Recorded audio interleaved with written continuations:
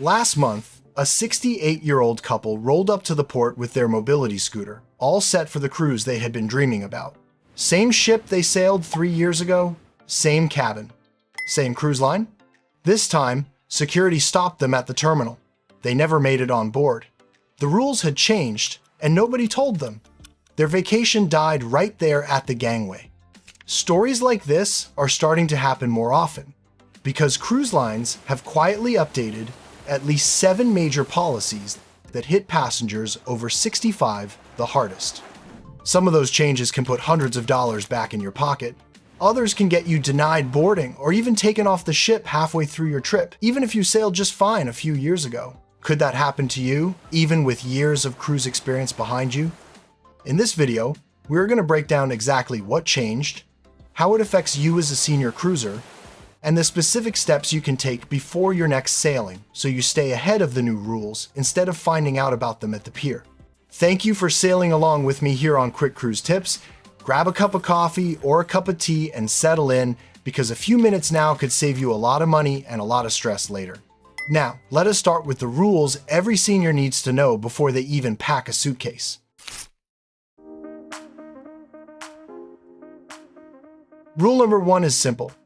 If your scooter is even a couple of inches too wide, your cruise can end at the terminal.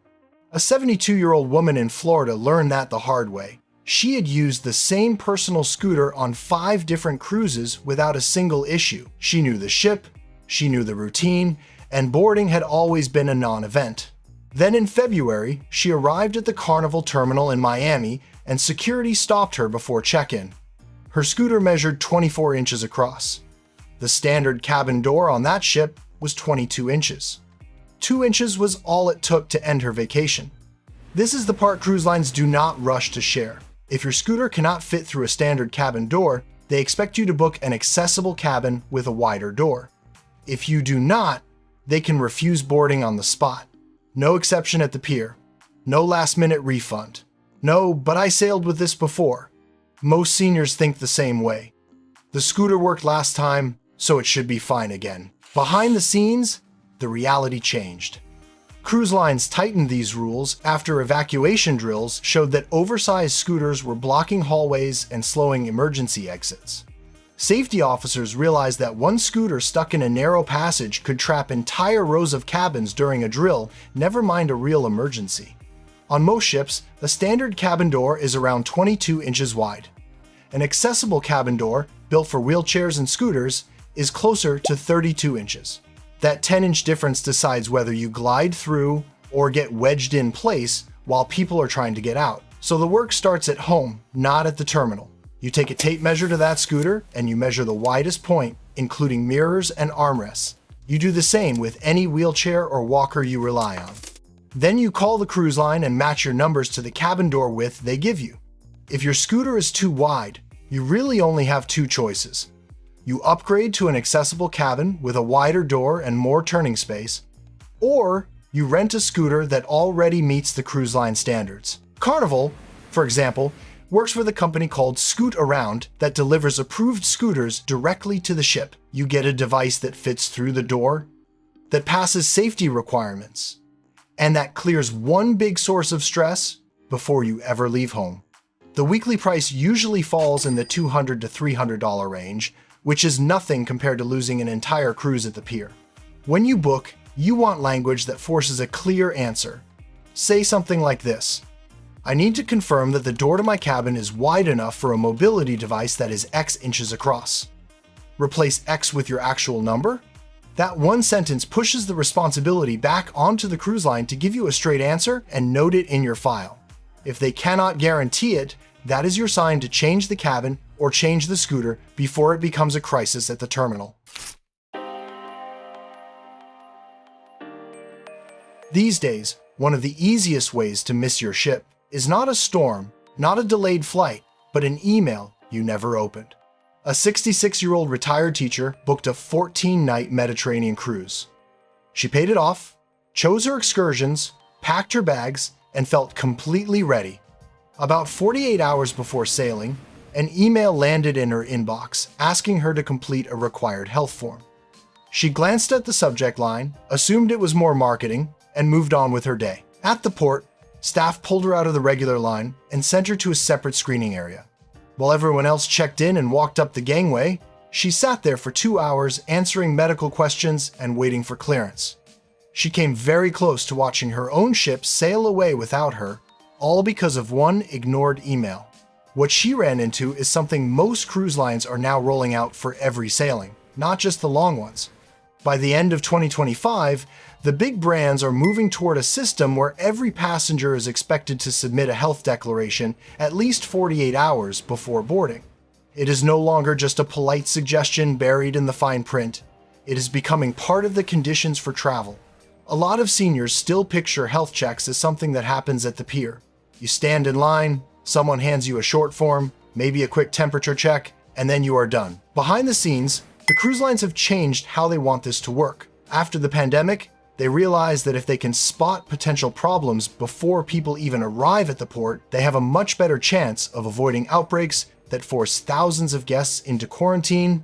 One contagious passenger can spread an illness to hundreds of people in less than 2 days on a closed ship. Catching issues early protects you, protects other guests, and protects the company from massive disruption. Here is how it usually plays out now. Around 72 hours before sail away, you receive an email from the cruise line with a link to a health questionnaire. It asks about recent symptoms, like fever, cough, stomach issues, or breathing problems. It asks if you have been around anyone who is seriously ill.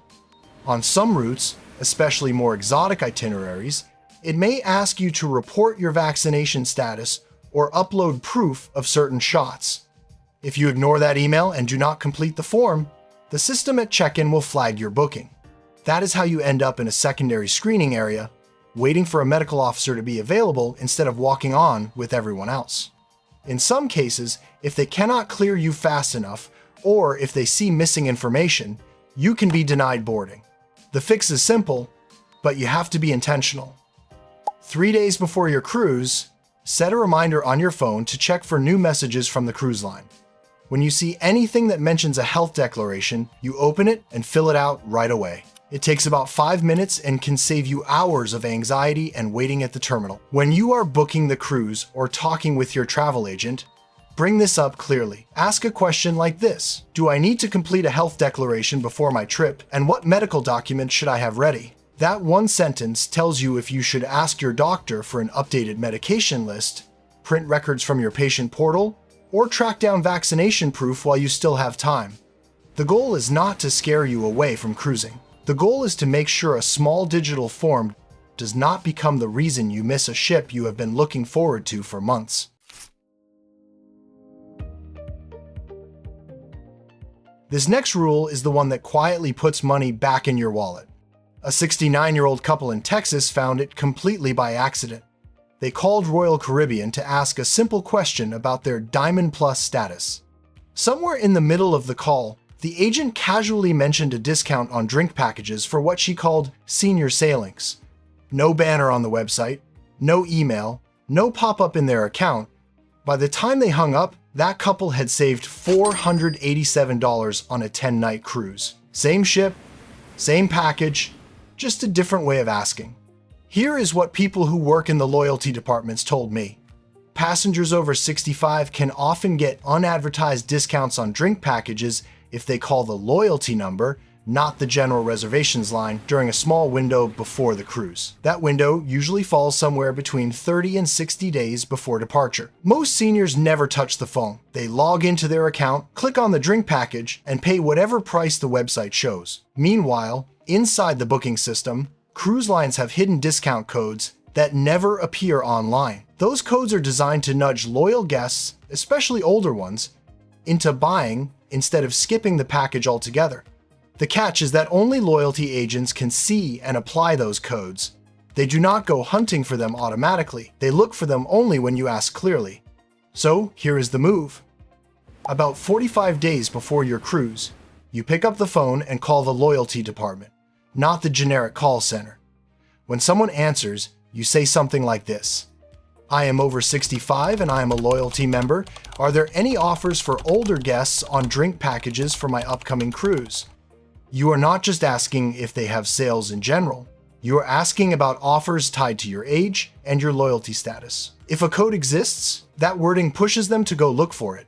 Discounts usually range from 10% to around 25%, depending on the line and the sailing. On a longer cruise, that can easily add up to a few $100s. And if the first person on the phone says there is nothing available, you do not fight them, you thank them, hang up, and call back at another time. Different agents sometimes have different levels of access, and some are simply more willing to dig into the system for you. One 71-year-old passenger told me she called 3 times. The first 2 agents said there was no discount. The third agent found a code and saved her $340. Same ship, same dates, same drink package. The only difference was the agent on the line and her willingness to keep asking.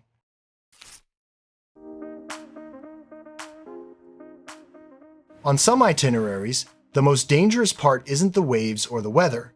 It's the bill for getting you off the ship if something goes wrong. Several cruise lines told me that guests over 70 aren't treated like everyone else anymore when it comes to travel insurance. On a lot of routes, they're strongly pushed to carry it. On certain remote cruises, that gentle push has quietly turned into a hard requirement. Here's why. If you're over 70 and you book sailings to places like Alaska, Antarctica, or isolated islands in the Pacific, some cruise lines will ask for proof of travel insurance that includes medical evacuation before they finalize your booking or let you complete online check-in. No evacuation coverage, no green light. Many seniors still think of travel insurance as an optional extra, something you buy if you feel nervous or skip if you want to save money. The numbers from real emergencies changed that attitude on the cruise line side a long time ago. A medical evacuation from a ship in the middle of nowhere is not a regular ambulance ride. It might be a helicopter, a small medical jet, or a specialized rescue vessel. Those operations can easily cost between $50,000 and $150,000.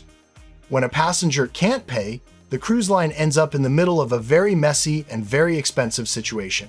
There's one case executives still talk about. A 73-year-old guest had a heart attack near the Aleutian Islands. The helicopter ride alone cost $127,000. The line had to help manage both the crisis and the bill. After a few incidents like that, they started tightening the rules for older passengers on remote routes. So what does that mean for you in real life? If you're over 70 and you're booking a cruise that sails far from major hospitals, you'll likely need a policy with at least $100,000 in medical evacuation coverage. Some lines will check this during online check-in when you enter your insurance details. Others will ask for proof when you arrive at the pier. If you can't show that your policy meets their minimum, they do have the right to refuse boarding. You can avoid ugly surprises by asking clear questions before you ever make final payment. When you speak with the cruise line or your travel agent, say something like this. For this itinerary, do passengers over 70 need travel insurance? And what minimum level of coverage do you recommend for medical evacuation? That one question does 3 things. It tells you whether insurance is optional or basically required. It gives you a target number for evacuation coverage, and it creates a record that you asked. Companies like Allianz and Travel Guard offer plans designed for older travelers. If you buy your policy within about 2 weeks of making your cruise deposit, you often qualify for better pricing and for a waiver on pre-existing conditions, which is crucial for many seniors with long medication lists. This isn't about scaring you away from that once-in-a-lifetime itinerary. It's about making sure that if something serious happens in a quiet little bay, you get the helicopter ride you need without destroying your retirement savings in the process. On most cruises, there's one thing more expensive than the cocktails and the spa packages combined. It's a trip to the medical center. That's why this next rule surprises so many seniors. On a lot of ships, guests 65 and older can ask for a complimentary medical consultation with the ship's doctor or medical team during the first 24 hours on board. One visit, no fee. No surprise bill waiting at home.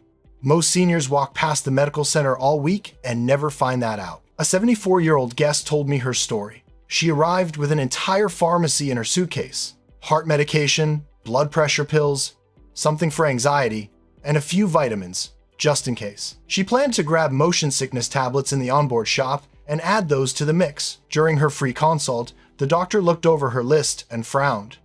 There was a dangerous interaction between her heart medication and the seasickness pill she was about to buy. That 10-minute conversation probably did more for her health than any smoothie bar or yoga class on the ship. Here's the catch. The medical team is busy. They're not going to knock on your door and say, "Hey, want a free checkup?" You have to ask for it, and you have to ask early. So you do this. On day 1, after you've dropped your bags in the cabin and taken a breath, you stop by guest services and say something like this: "I'm over 65 and I'd like to schedule a complimentary medical consultation with the doctor on this cruise." That one sentence tells them you know the perk exists and that you're ready to use it. They'll look at the clinic's schedule and offer you a time that works. When you go, bring your medication bottles, or at least a printed list with names and dosages. Mention any conditions you're worried about: heart issues, diabetes, breathing problems, mobility, whatever keeps you up at night before a trip. Ask what you should do if those problems pop up while you're at sea. Ask which over-the-counter meds on the ship are safe for you and which ones you should avoid. You walk out with a simple game plan instead of guessing and hoping. For a lot of seniors, that free visit is worth more than any drink package. It turns the ship from a question mark into a place where you know exactly who to call and what to do if your body decides not to cooperate halfway through the cruise. And if everything goes smoothly, great. You've just met the doctor you never had to see. Now, those first 5 rules alone can keep you from getting turned away at the pier, keep you safer on board, and protect your savings. But the next part is different. This is where it gets fun. Let's talk about the quiet perks cruise lines give older guests, the ones that almost never show up in brochures. You know that 90-minute boarding line that destroys your knees before the cruise even starts? A lot of seniors don't actually have to stand in it. This is the perk that kept coming up when I talked to crew. A 67-year-old woman had sailed Princess 3 times. Each time, she stood in the regular boarding line for about an hour and a half. Her knees were screaming, her back hurt, and by the time she finally stepped on board, she already felt tired enough to need a nap. On her 4th cruise, a crew member quietly pulled her aside and told her that guests over 65 can ask for priority help with boarding. She walked up to the check-in desk, asked politely, and they moved her into a shorter line. She was on the ship in about 20 minutes. Another senior told me she wished she had known that earlier. She avoided asking for help because she didn't want to look demanding, even though standing in those long lines was torture for her joints. Here's what staff shared off the record. Most ships have some kind of priority boarding for older or less mobile passengers. They just don't shout about it, because if everybody asked for it, the whole system would fall apart. The pattern is pretty clear. Seniors who calmly and clearly ask for boarding assistance at the check-in desk almost always get moved into a faster process. Seniors who stay quiet are the ones who end up suffering for no reason. So, when you arrive at the terminal, you walk up to the desk and say something like this: "I'm over 65 and standing in long lines is hard on my knees. Is there any way to make the boarding process a little easier for me today?" You're not asking for special treatment just for fun. You're asking for a reasonable accommodation. And the moment you say that, the crew member has permission to use the tools they already have to help you. If you're over 65, cruising alone, and sleeping in an inside cabin, you might secretly be one of the cruise line's favorite people to upgrade. This perk popped up over and over when I talked to people in the reservations departments. They all said the same thing in slightly different words. Seniors who cruise solo and have a history with the line are often near the top of the list when there are empty cabins to fill at the last minute. One agent explained it in a way that made perfect sense. A balcony that sails empty earns nothing. A loyal 70-year-old solo cruiser in an inside cabin has already invested a lot of time and money with the brand. If there's a spare balcony, they'd rather turn that into a near-free upgrade for someone like that than let it sit there and make $0. It costs the line almost nothing and creates a lot of goodwill. It's not guaranteed, and it's never promised in writing, but it is part of how they think. That's why so many reservations staff gave me the same advice. About 30 days before you're sailing, if you're a solo senior, call the cruise line and say something simple like, I'm traveling alone and I'm over 65. If you happen to have any complimentary upgrade opportunities closer to the cruise, could you please keep me in mind? You're not demanding a balcony, you're just letting them know you're open to being moved if space opens up. Sometimes the result is a larger cabin, a better view, or just a room in a quieter hallway away from the nightclub speakers. It may not be a dramatic penthouse moment, but it can feel like a real service level upgrade at no extra cost.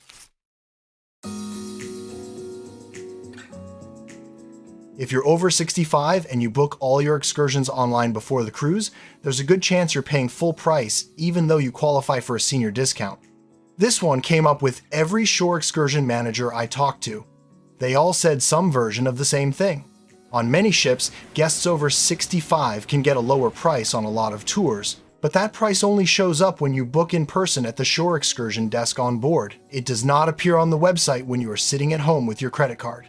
One manager told me about a couple in their early 70s who did it both ways on the same cruise. Their first few excursions were booked online at full price. Midway through the trip, someone at the desk asked their age, checked their ID, and knocked 10 to 20% off the rest of their tours. By the end of the cruise, the desk bookings had saved them enough to cover a specialty dinner and a chunk of their gratuities. So why does it work this way? The systems that power the website are simple. They show one price and charge one price. The systems at the onboard desk are more flexible. Staff can apply senior rates, local specials, and last-minute discounts, but only when they see your age, and manually adjust the fare. That is why nothing changes for you unless you stand there and ask. The pattern is pretty clear. The discount exists. It usually sits around 10 to 20% for older guests. It is tied to tours booked on the ship, not months in advance on your laptop. So instead of locking in every single excursion online, you can split your strategy. If there is a bucket list tour that always sells out, you can grab that one early. For the rest, you wait until you are on board, walk up to the desk, and say something like this: "I'm over 65 and I'd like to book some excursions. Do any of these have senior pricing?" You are not trying to haggle on the pier, you are just giving the staff a chance to use a discount that is already there for your age group. Bring your ID, because they will need to confirm your age before they change the price. Once they do, you often watch the total drop right in front of you. Over a longer itinerary, that quiet little question can easily put a couple of $100 back in your pocket. And the funny part is that younger passengers never see it, because their price on the screen and your price at the desk do not match. You are on the same tour, on the same bus, taking pictures of the same waterfall. The difference is that your knees may hurt a bit more on the stairs, and your ticket quietly cost less.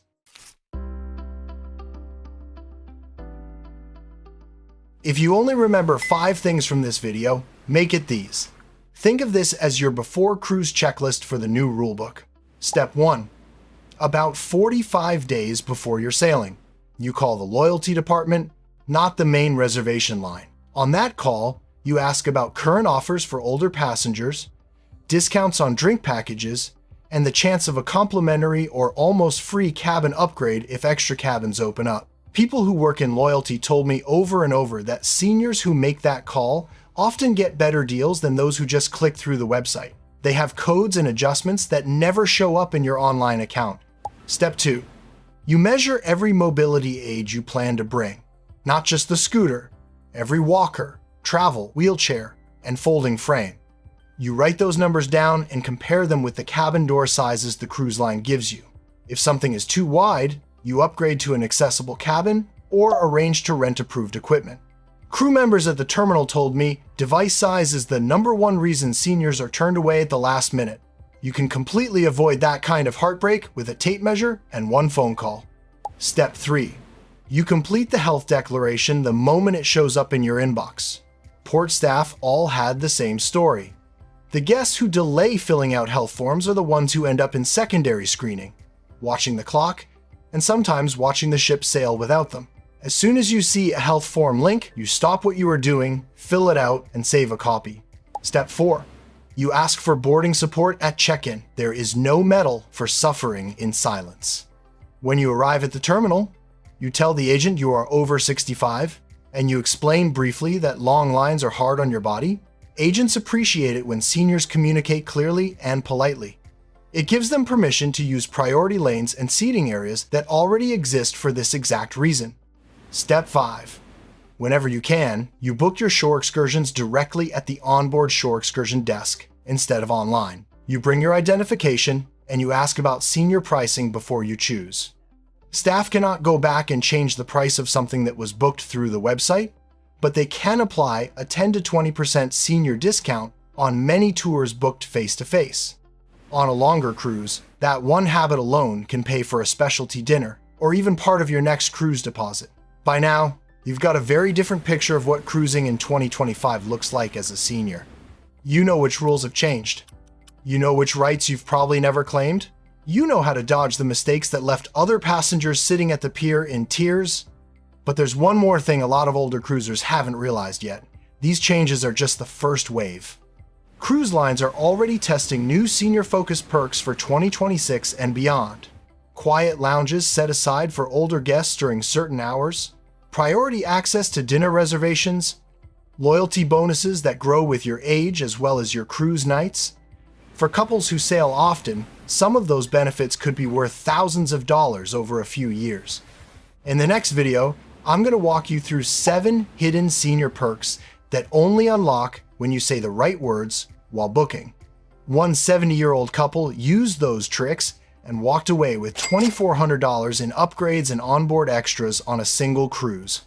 If this episode helped you feel more prepared for your next sailing, tap like so more seniors see it in their feed, hit subscribe and turn on notifications so you don't miss that deep dive into the hidden perks, and in the comments, tell me which rule surprised you the most, or if you've ever seen someone turned away at the pier for a reason that could have been avoided. You've got the new rulebook now. The goal isn't to cruise in fear. The goal is to cruise smarter, enjoy your vacation more, and use every senior advantage you've earned. I'll see you in the next video.